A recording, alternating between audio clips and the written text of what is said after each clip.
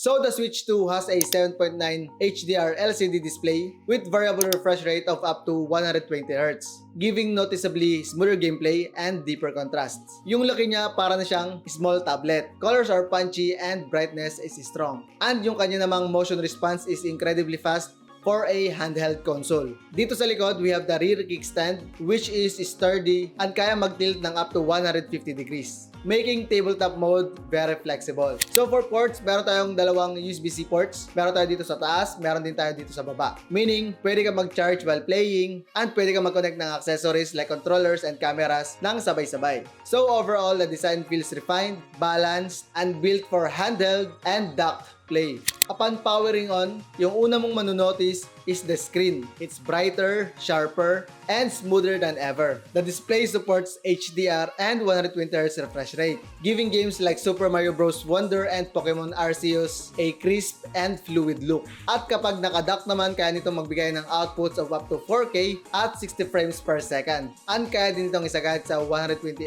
FPS on compatible TVs. So the dock itself has an HDMI port, LAN port, and this is something that will help keep the performance stable during long gaming sessions. It's quiet, efficient, and clearly designed with gamers in mind.